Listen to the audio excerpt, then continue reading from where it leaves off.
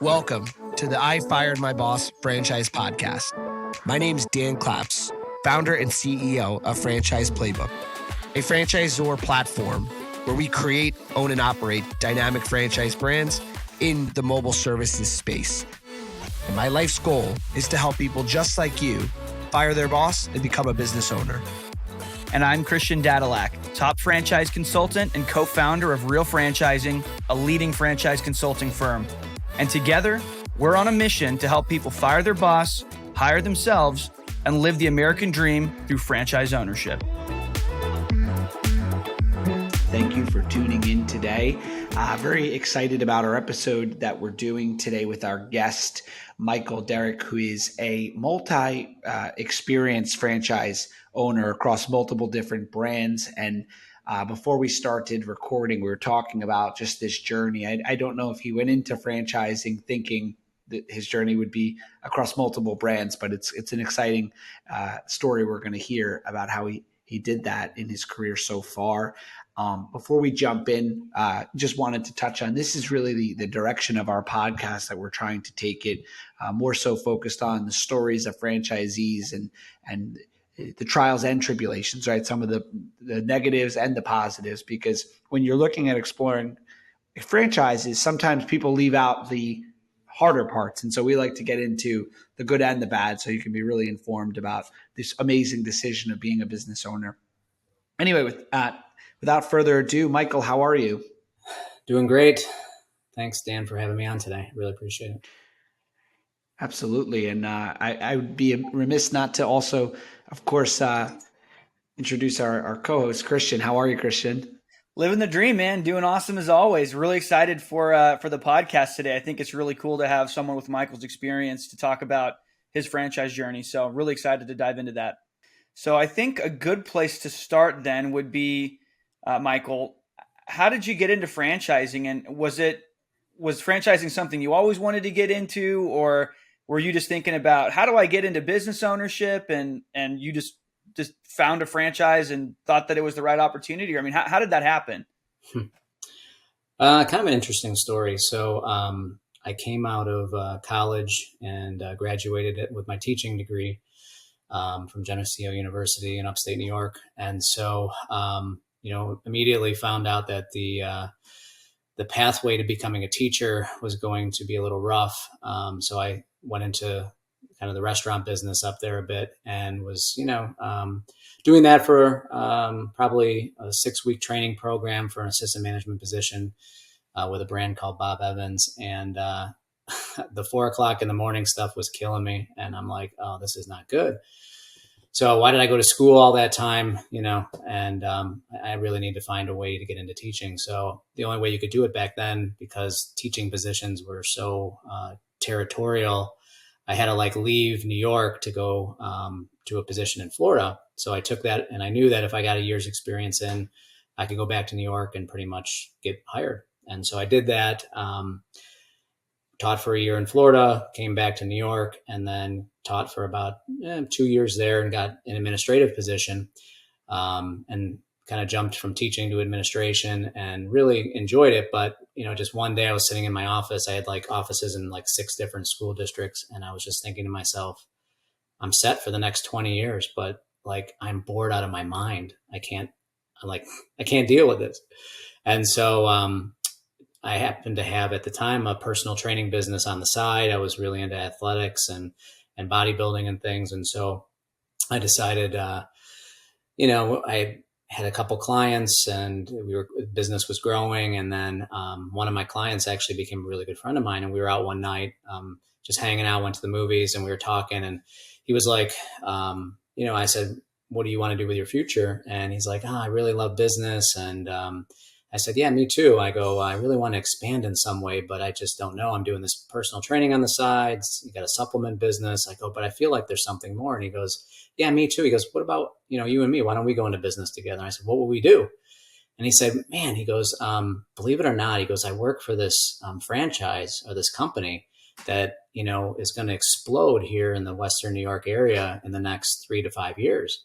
He goes, there's really nobody in it right now. There's only maybe 3 or 4 locations. He goes, but they've exploded in Canada and they're going to explode here.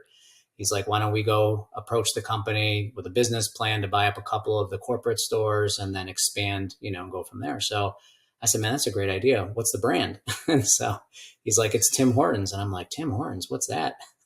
So he's like, hey, why don't you go visit one of the locations, the new one around the corner from where you live.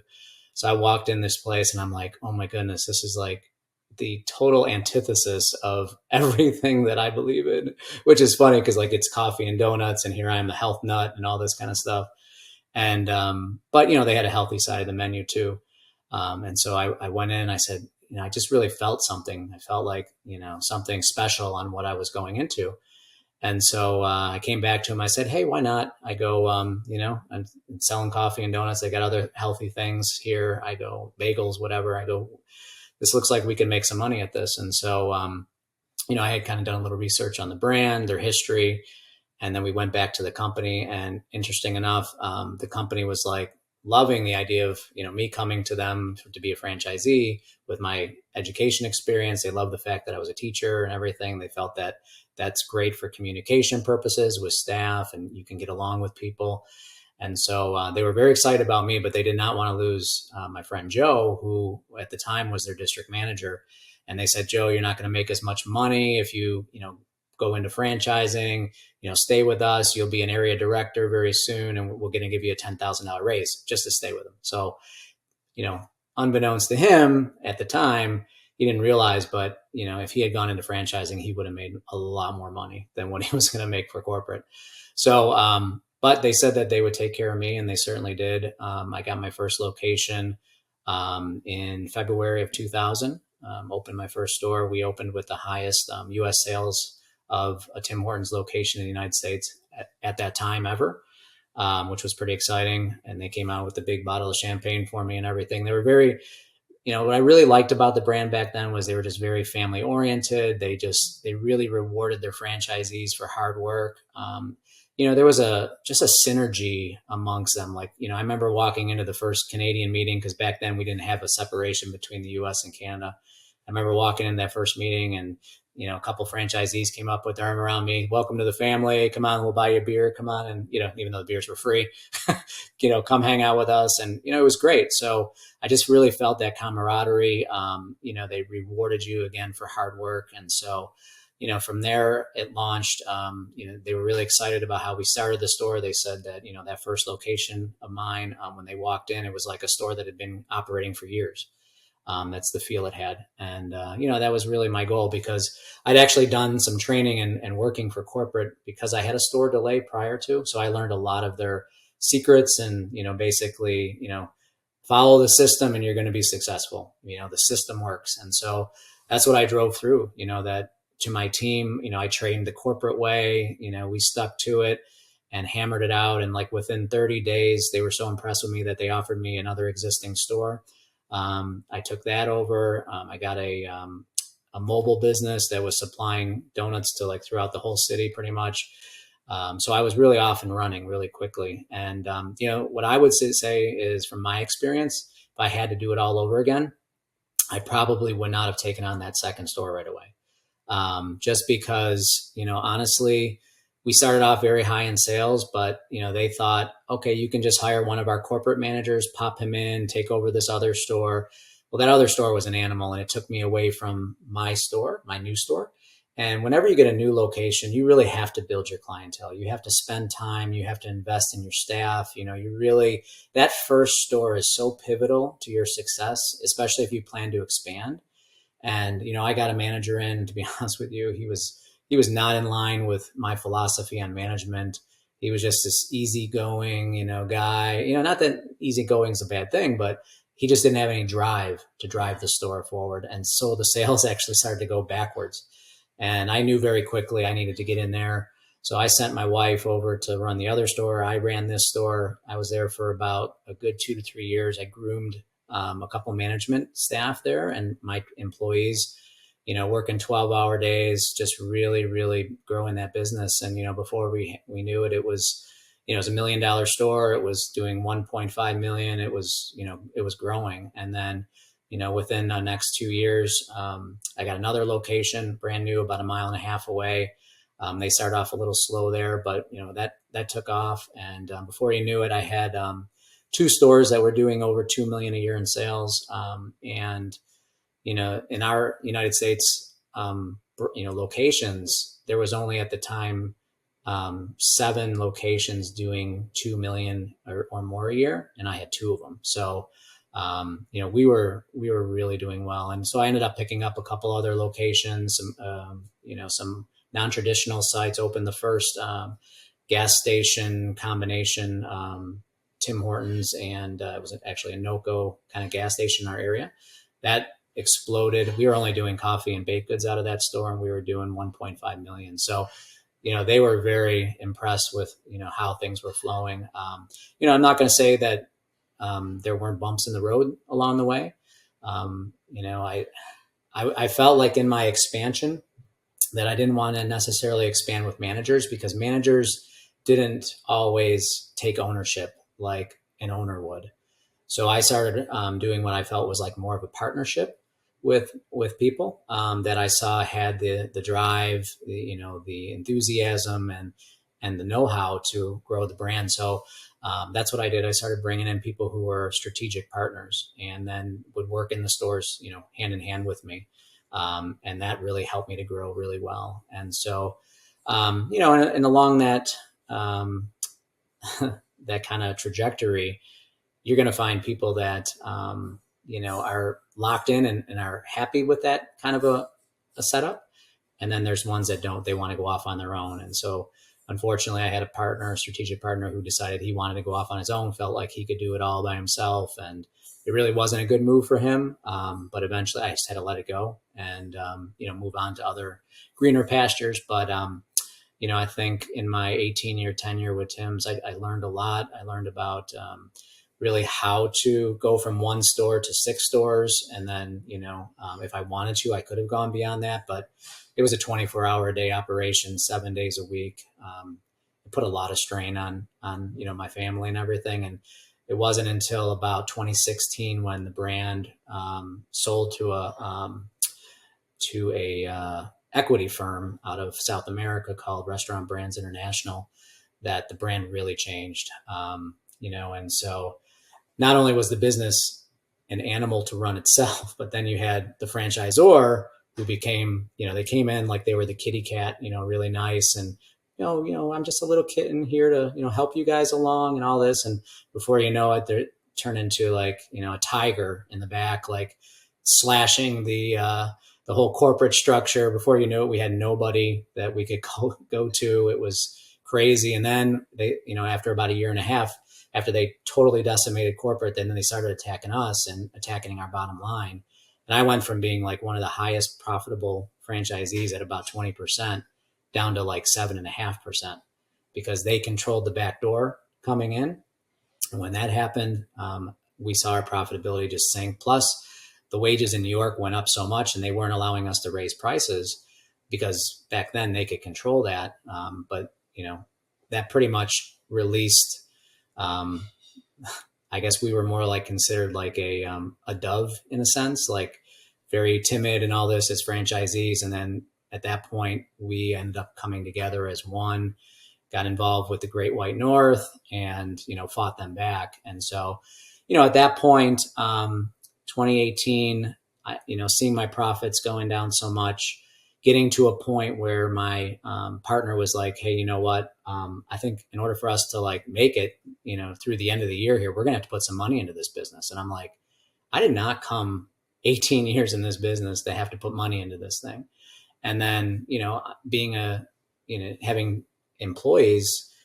And then my partner basically said, hey, look, the only other option, if you don't want to put money in, you're going to have to come and work in this business because we're not going to be able to take draws anymore. And I was like, I can't go back and be a general manager in my stores again. Like that's just like such a, walking back. And I said, this has really become a one partner business now at this point.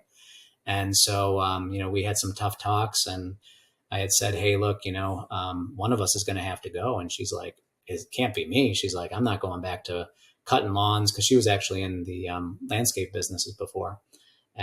she's like, you can reinvent yourself. And I'm like, well, I guess I can, God's with me. I can do anything. So, at that point I, made up, we came up working with an agreement for an exit strategy.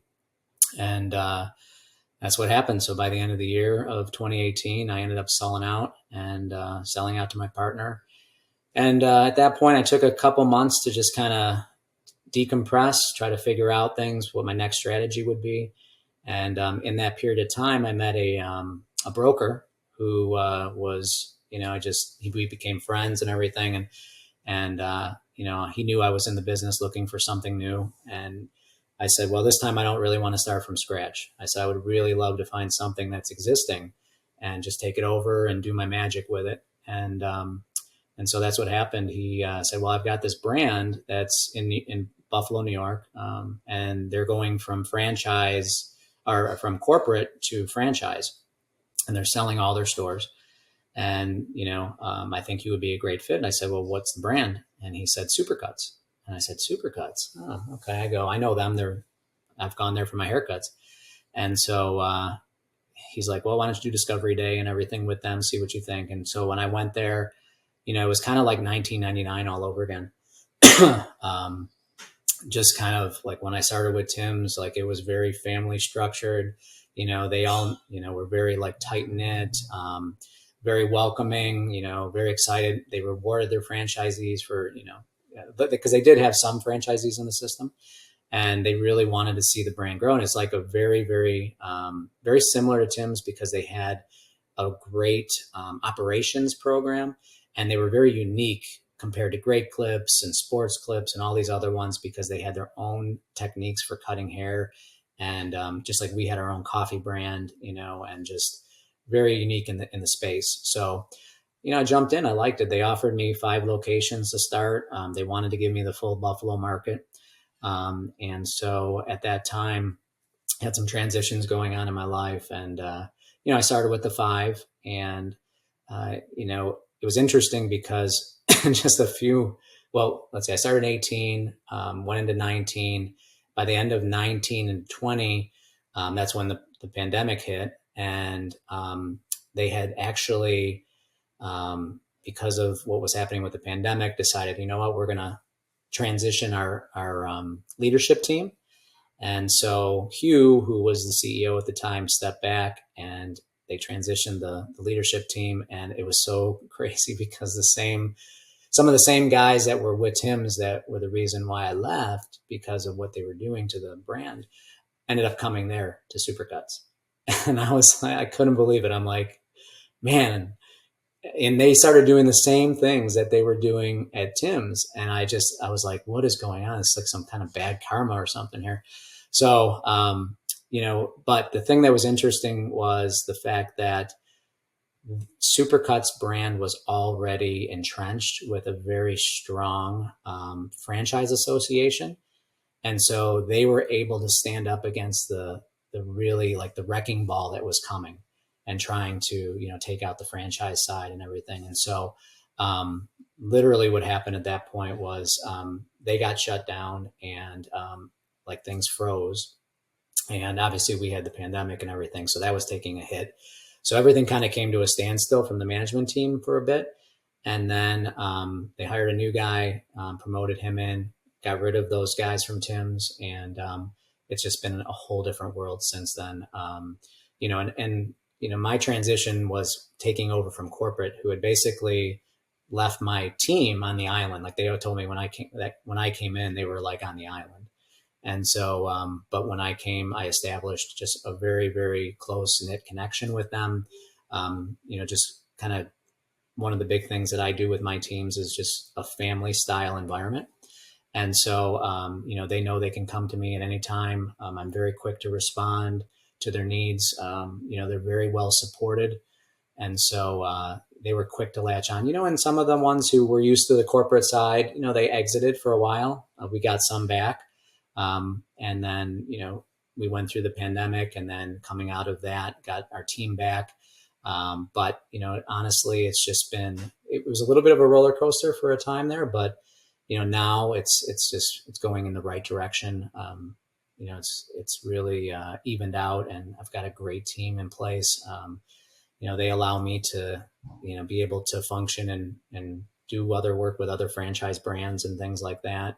And I really believe that the key is just really developing that team. And so that's what I really spent the last several years doing, is developing my management team and then teaching them servant leadership, and servant leadership is so key, because I really feel that, I'm not there to just be a boss. I'm not there to, just bark out orders and things like that. That's not how I operate. I'm there to, meet their, serve them, whatever they need help with, whatever they're struggling with, if they need training in areas, I'll research and I'll help teach those things. I think that's part of my background as a teacher, is I'm able to learn things and then, communicate those things to my team. And so, and when I go into the salons, I know nothing about cutting hair, which is the biggest joke about this whole thing, is I know nothing about cutting hair. Whereas with Tim's, I could make a sandwich, I could make a bagel, I could run the drive-through, I could do all that. Here, I can come in and, maybe help out at the reception area. I can maybe answer phone calls. I could sweep the floor of hair. You know what I mean? It's but I can't cut, and so I can't really help them when things get busy. I feel in this business, I feel so useless, which is crazy, but I am not, because they need me to handle that whole administrative business side of things.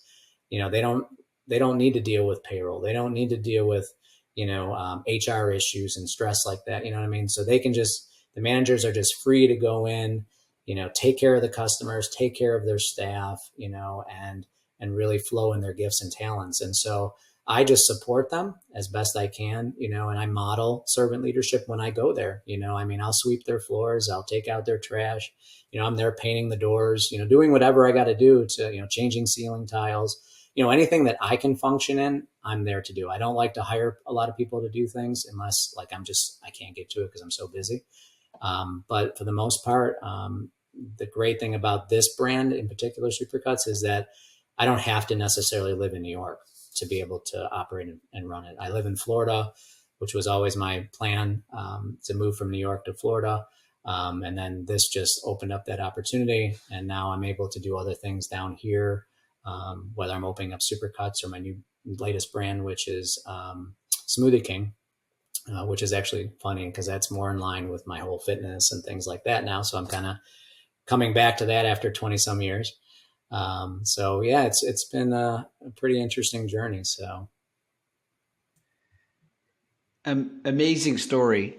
I have so many, I think, good questions, but I'll start with going back to Tim Hortons for a moment. Yeah. I'm curious, what do you think, and it's a multi-part question, what do you think caused the explosive growth, not only in one market, but another market, Canada to America, from a consumer side?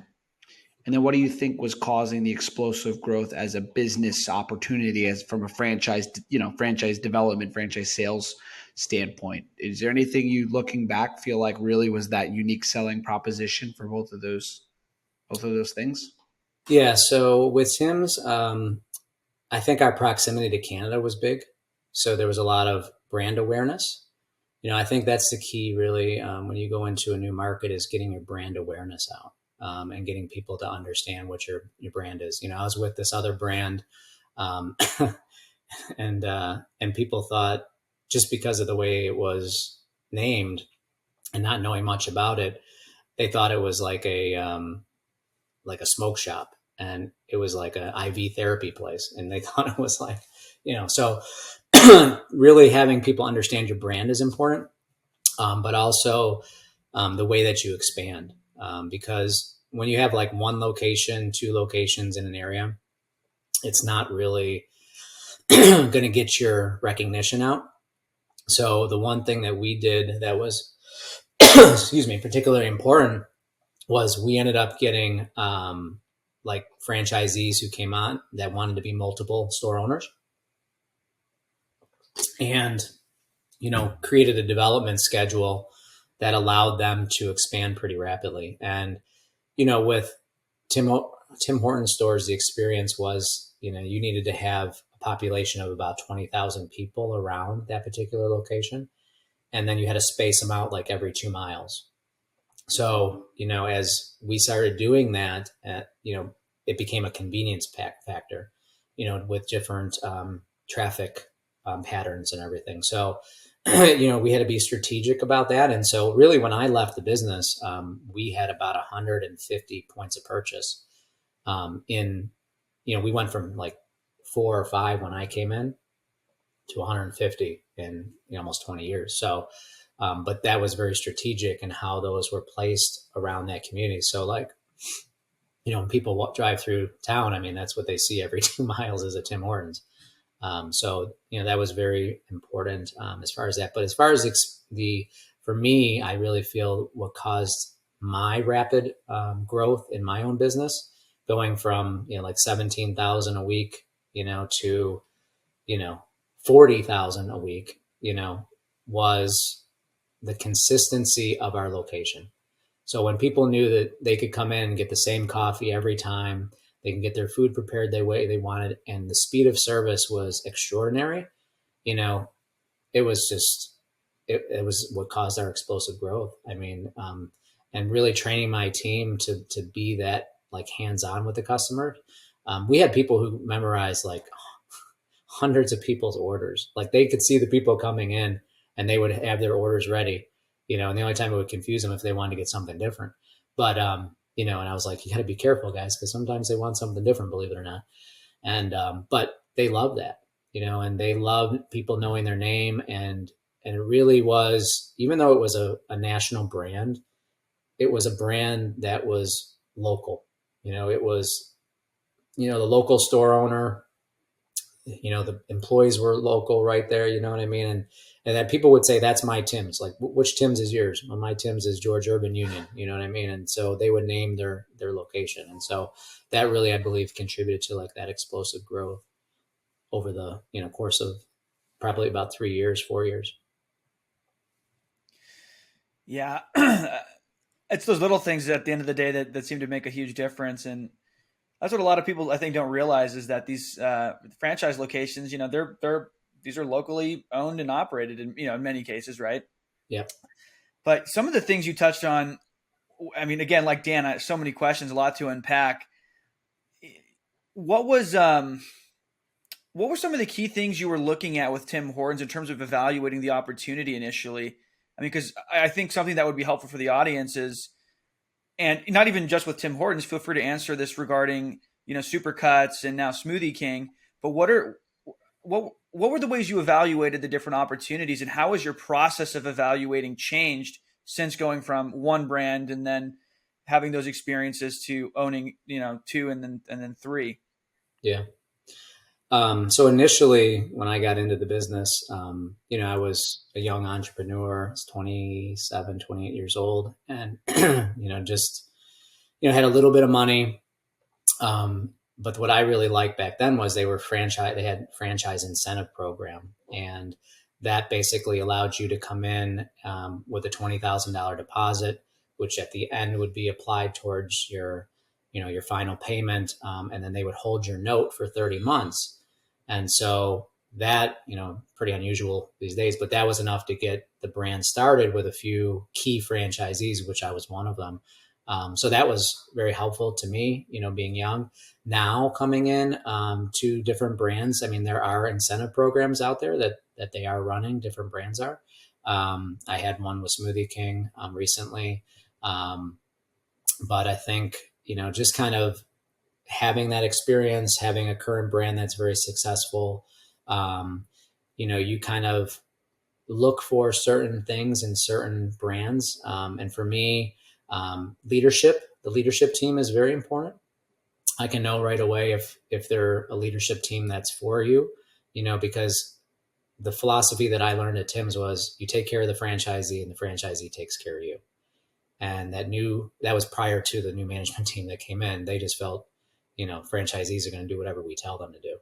And that's what we care about. And so when that changed, I was like, that's not what I want to be a part of anymore. So being with Supercuts, we're back to that. It's about, we know when we make the franchisee successful, the corporate company is going to be successful. And so, and the shareholders are going to be successful. So, that is vitally important in what I look for in a brand. And, I think that when it comes to the investment piece, I'm looking for an investment that's manageable. I'm not looking for something that it's going to take me 10 years to pay back. I want something that if I can come in and apply everything that I've learned, I can be successful and have my note paid off easily within 5 years or less. And so, that's something I'm looking at, when I look at a brand.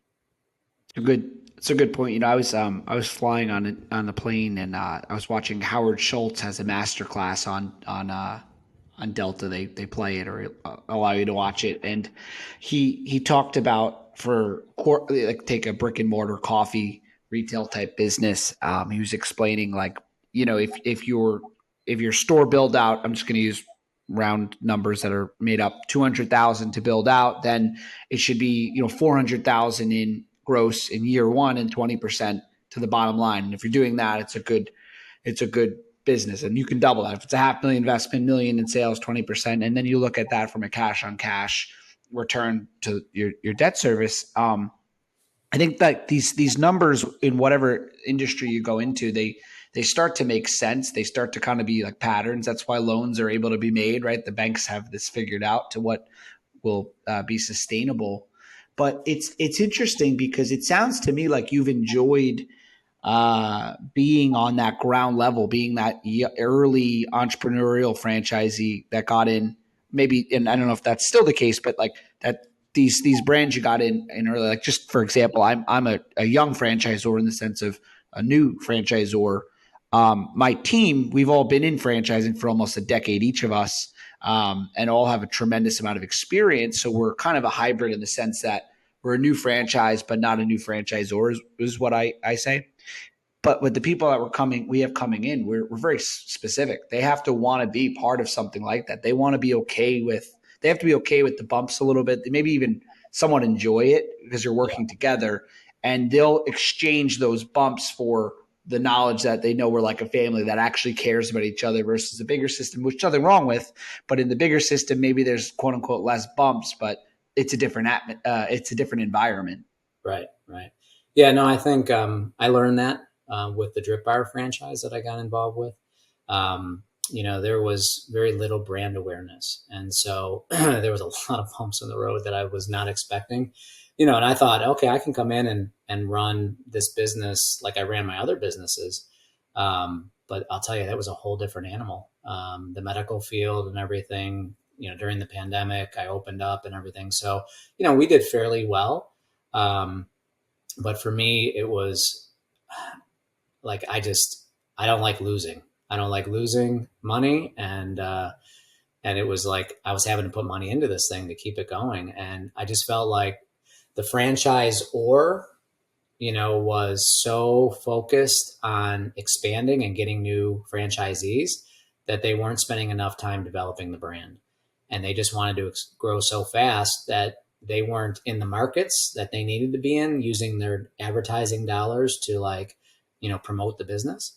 And so, I was actually thankful that at the time, one of my franchisees was having a hard time, because I was the area developer for my area, was having a hard time finding a location. And I just said, hey, I know you really want to get going, and I got a great deal for you. Why don't you take over this location that I opened? And he jumped on it. And then about, I would say a few months after that, there was a guy who was buying up all the territories in the whole state of Florida, and the only territory he didn't have was mine. And so he made me a sweet offer to sell it. And I just said, okay, that's good. This is like, I think God's providence here, because I was able to step out of that. And, I think now I really, I don't necessarily say I would never do a new brand again, like just a baby brand, but I'm going to really focus to find out where they stand with the brand, development in that particular area. Because if you don't have that kind of support, which I definitely didn't have, it's going to make your go a real rough time. And, even though when I started with Tim's, we only had about, 3-4 locations, they were pouring a lot of money into that market to advertise and grow those stores, and then as we started expanding, it took off, so.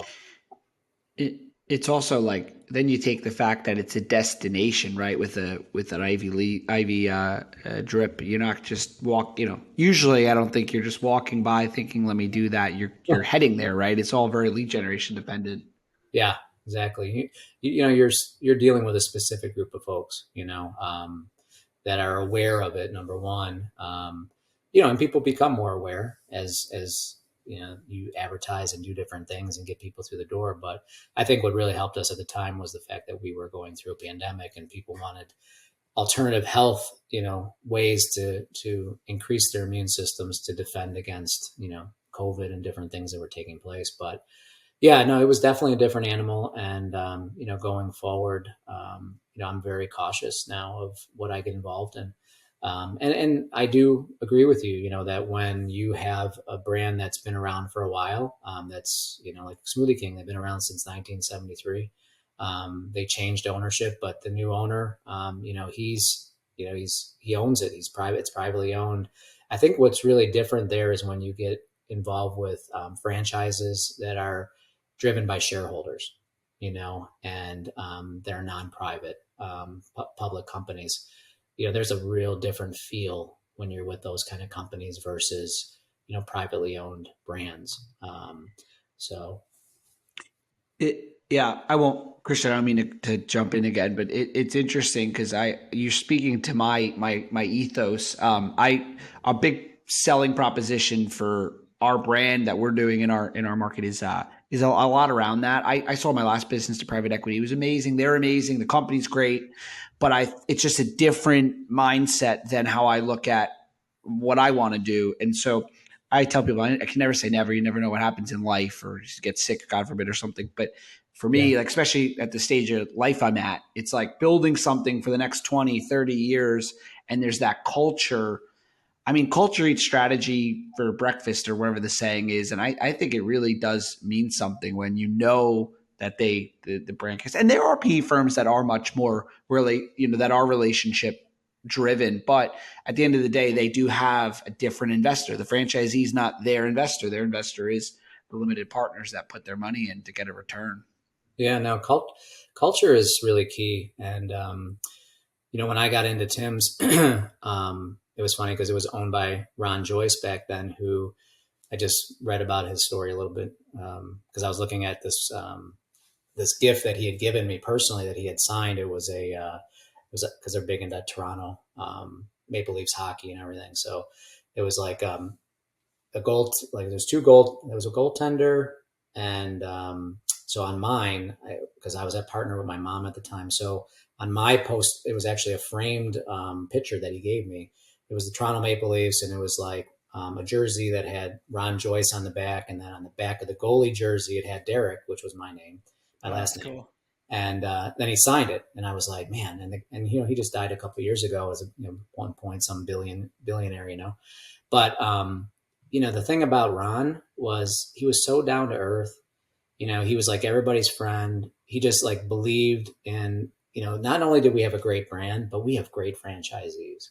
And, even if you were struggling with something, he believed in you. He knew he could help you pull through it, and I think that the culture of Tim Hortons was built on him, because, and even his legacy is the Children's Foundation, and that's still going strong to this day because they gave back. And, I think that's what's made that brand so strong is the fact that they give back, to the communities in which they're in. And so, part of what I want to do is, I have private things that I do myself with ministry and things, but like, to give back to people, from the success that I've had.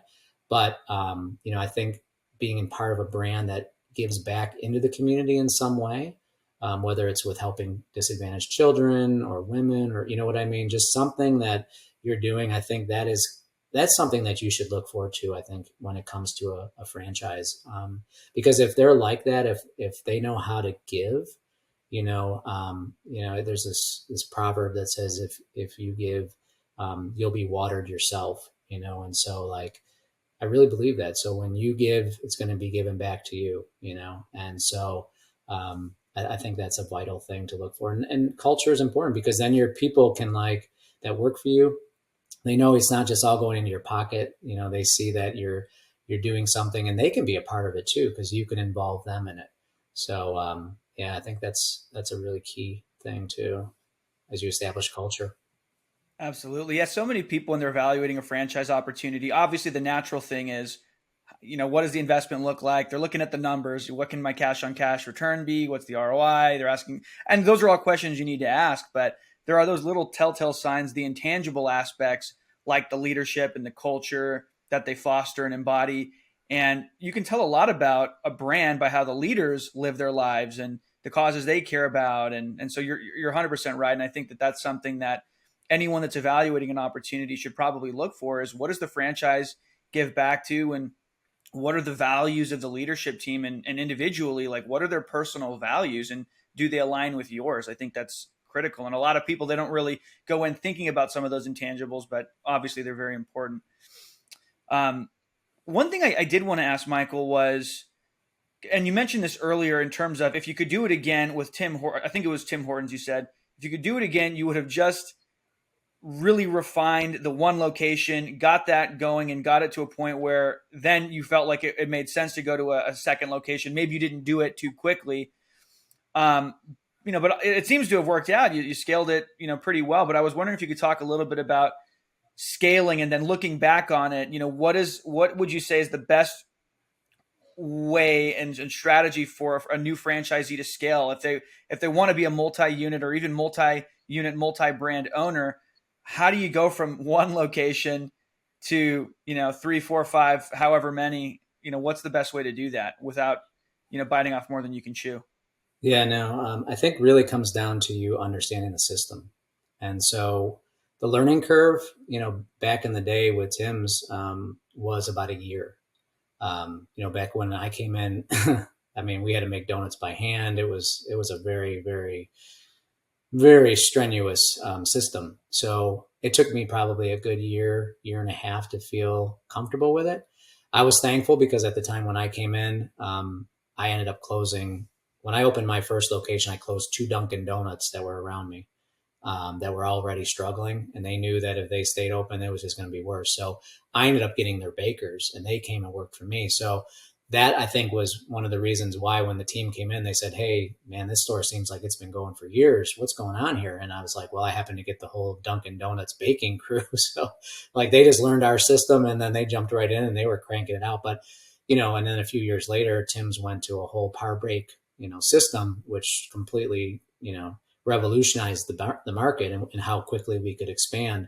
But, I think really once you got to get that system down, once you're an expert in the system and then you can train people underneath you and start to develop your management team, that is key. So, and that's really for me to expand. I had to have enough people. I had to have somebody identified.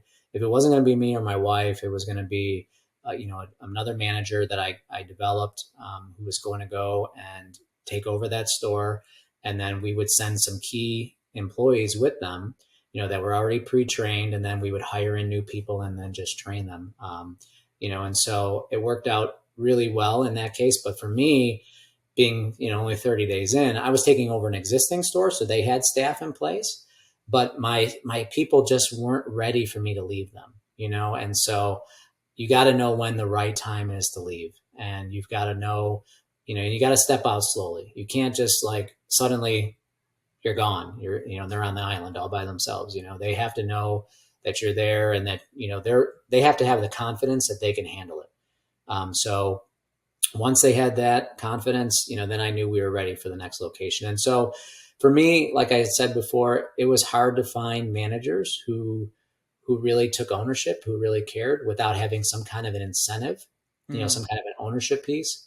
And that's what I like about Smoothie King now is we can identify people within the organization and we can bring them in as partners, as like a percentage ownership piece. Mm-hmm. And then, you've got somebody there day to day who is part owner, they're hands on, they're really taking ownership in what they're doing and they care, Like, and that's really what it is. Like in this day and age, like finding people that just don't, aren't there just for a job, who actually care, who really feel like you're part of their why. Like that's what you got to do, is you got to convince the group of folks that are out there these days, like that working for us is like actually makes a difference in people's lives, and, if you can convince them of that, like, and that's what I've had to spend my time with my team, getting them, like, this is not just a haircut. Like, you're changing people's lives. When they come in, you got somebody who's sad, depressed, you make them look like $1,000,000, they'll leave there happy. Like, you change their whole day, and that's why it's so important that you take that time in your consultation to make sure that you understand what they really want. And, I told them that's the key to $100,000 a year stylist and somebody who's making 30, is that person who can listen to their customer and transform them. They'll be coming back every single time, as long as you give them what they want, so, yeah, I think that is really optimal, is making sure that, you really develop your people and you don't move too quickly. There's going to be a lot of pressure on you from the franchisor. I'll be honest with you. The franchisor puts a lot of pressure on you to expand, to grow the brand, to take on new locations. And, you got to learn how to say, no, it's not the right time for me, and my family comes first. My staff comes first. When I'm ready to expand, I'll let you know, because, once you're a good franchisee and you're in the system, they just want you to keep duplicating, because they're making a lot of money off you, and, Right. and they know that, you can handle it for the most part. So, but yeah, I don't know if that answers what you're looking for, but It does. that's key to me. Absolutely. I mean, I think at the end of the day, the only way you can really truly become a semi-absentee owner, right, is to really have that ownership piece with people. You have not just the manager, but you have the whole infrastructure of your team that really is bought in, and they know the system. They're trained and ready to go. And then you have the manager. I think whether it's an earn-in equity program or, something, but where they have an ownership piece, I think that's really one of the only ways to really be able to do it at a certain point. But it sounds like you're doing that now. I mean, you own some brands out of state, right? Are your franchises all in New York, and then you live in Florida, or? Yeah. So I've got my Supercuts brand is in New York, upstate New York, and here in Florida, I've got the Smoothie King brand that I'm expanding.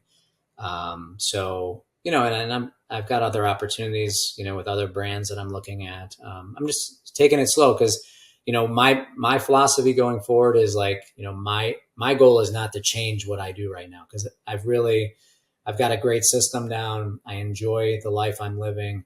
I don't want to be locked in again, like I was with Tim's, and I got to the point with Tim's even that I got to do what I enjoyed, which was the administrative, the HR stuff. I got to step back. I didn't have to be in the day-to-day operations like that anymore. My partners were doing that, and my management team, but like, it was a lot more stress. But now, I've stepped into that place where I want to be able to oversee my brands from anywhere I'm at in the world, as long as I've got internet connection, and communication ability. Right. And, I can keep hands on that way. So, yeah, so whatever brand I go into, I'm going into it kind of slowly, just to make sure that the same philosophy that I've had with the current structure I've got now, I can maintain, because, I'm able to actually enjoy hobbies and things like that again, and live life and spend time with my kids. And, so I've got to be strategic in what I do, so that happens. But the key is, it's really based on having good people. And, I just don't rely on my managers, my Right. management team. Of course. I have convinced them that they need to develop people underneath them, assistant managers, supervisors, that if something happened to them, they can step right in, or they can take a vacation, they can step right in, so a lot of times in management, you find certain people like that are managers that like, they try to do everything themselves. And that is such a no-no. And they have this feeling like, if I train somebody else to do it, they're going to take my job. I'm like, your job is never in jeopardy as long as you do what you're supposed to do. And as you develop people underneath you, that's actually going to make your job so much easier, and you're going to enjoy it so much more on a day-to-day basis. So yeah, I'm really big on making sure that we are deep, that we go deep. And that I always say that, you guys had asked me in the beginning, is there anything we can do to promote hiring or whatever? That's what I'm always doing. Cause they asked me, oh, well, we got 10 stylists at the location. Should we hire more? And I'm like, you could be in a position where in a week you have 7 stylists. So yeah, always keep that bank of people open. Even if you bring them in part-time 1 day a week or whatever, at least then, you've got people to rely on, especially when the busy times come. You want to rotate during the red season, we call it, like the blackout dates basically. So, and you want to have enough people, enough staff on. You can never have enough staff. That's the way I look at things, is you can never have enough. And if you think you have enough, you're probably about to get slammed where you're going to need more employees. So always be hiring. Yeah. At least always be looking. And then the good thing is when you think you do have enough staff, now it's time to really find out who your A's, your B's, and your C's are, and start to work out some of those C's so that you always have A's and B's, because you're going to have a couple C's here and there, but, and they're good, they show up, but they're like, that they're keeping your business from moving to the next level. So if you can get in some new A's and B's and start to cut down on the C's, and if they ask why, hey, why am I getting cut down? Well, it's because you're a C. You're not really, and be honest with people. Like I'm always like a straight shooter from the hip. Like, this is the reason why you're not getting the hours. And actually I just did that with one of our stylists, and it's amazing because like she's had a total turnaround, and now she's like in that B category. So, and we're not mean, we love people, but sometimes you got to speak the truth in love, especially if you want them to develop more, and people sometimes just don't see it. And then once you reveal it to them, then now they're ready to go to the next level. So, but they'll never get there until like you cut their hours away, and then they're like, kind of like, oh my gosh, I need money. What do I do? And okay, well, this is what you got to do. And so, it sounds difficult, but I think, it kind of wakes people up sometimes, Right. Yeah, I think as an owner and as a leader, your job is to get people to rise up to your standard and rise up to the standard that they should set for themselves. I mean, it's better for everybody. Everyone wins when people increase their standards of performance and quality. And at the end of the day, I think that's totally true. And that's insanely good advice. I think for anybody that's thinking about buying a franchise, at the end of the day, it is all about people. And I think your story is incredibly reassuring because, yeah, you start off very involved in the day-to-day, I'm sure. But then as time goes on and as you build those people, as you build those teams, and like you said, I love it. You went deep, you built your A players, your B players. Of course, there's going to be C's, but then you try to either get them to the B level or maybe try to let them go and bring other B's and A's in. And then eventually you can potentially run franchises out of state and through a Zoom account. Yeah, no, exactly. So, and that's another thing too. Like I've learned part of culture is connecting with, the folks you don't see on a day-to-day basis. So they need to see you. They need to like know who their boss is. They need to know who the leadership is and your philosophies and everything. So I actually developed, and I probably would have never happened if it hadn't been for the pandemic, but like with Zoom now, once a quarter, I have a quarterly meeting with all my team. Because even when I do go into town and I visit the locations, they're not all there. So I don't get to, personally see them all and interact with them. So now we do a quarterly Zoom meeting with all my staff for each of the locations. We have specific days that we do it, and, they're all mandatory. They're there. They get paid to be on the Zoom call. So like, there's nothing that they can say there, but they see me, they get to hear the same things that I'm saying to you. We talk about servant leadership. We talk about, honoring your customer, they're there, they're the most important person, and we need to take care of them because without them, we don't have a business. And, we talk about building a business within a business. So there's a lot of things that we work on, but, the key there, I just think is just that communication and them knowing, listen, if you can't get through with your own managers, like if you're not, getting through to your manager about something that you really feel is important, they're not taking you seriously, you have the opportunity to come to me. You got my email address, you got my phone number, but I would always say is deal with your manager first, because that's what I'm going to end up doing. I'm going to go back to them and say, hey, what happened here? but they know that they have an open door, so I think that's really helped, because when I first took over, I lost some key employees because they just felt like they couldn't connect with me. And, since we've done this, man, it's been really good. We've had I don't think we've lost anybody. We've been really consistent with our team. So, communication is vitally important, like in a marriage, it's important. It's the same in your relationships with your employees. I love it. I love it. Well, we've gone over a little bit what I told you, but this has just been such a fascinating conversation, and I just can imagine how helpful this will be for the audience. Before we do let you go and wrap up, I just wanted to ask if you could offer one piece of advice or wisdom to somebody that either is a newer franchisee or someone that's thinking about becoming a franchisee, what would that one piece of advice be? I would say is, whatever the brand is that you're considering, go in to visit the brand, make yourself familiar with it. And then talk to some of the owners, like owners that are like new, try to get at least one or two new owners, see what their experience like, but then also talk to people who've been in the business for like a number of years, and just get the different perspectives on things.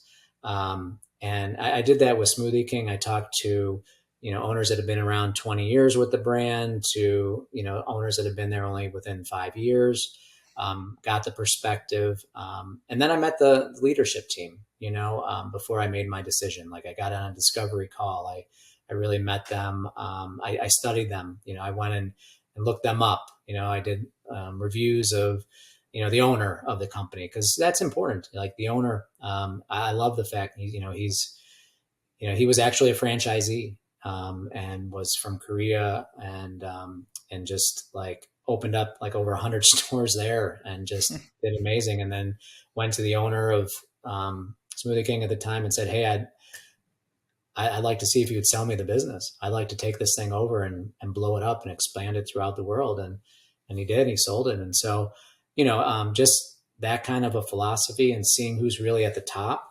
And then, because that's going to really, when you see who's at the top, it'll make you aware of like who are the type of people that are going to be your daily encounters, So, and I can tell you, Juan and his team are just, they're amazing. They're hardcore. Like they're all about health and wellness, and they're all about expanding the brand and getting everybody to understand it. So, but those are some of probably the key things I would say look for in a franchisee, or in a franchise, is just, getting to know that leadership team, the people, and the franchisees, to see what they're all about.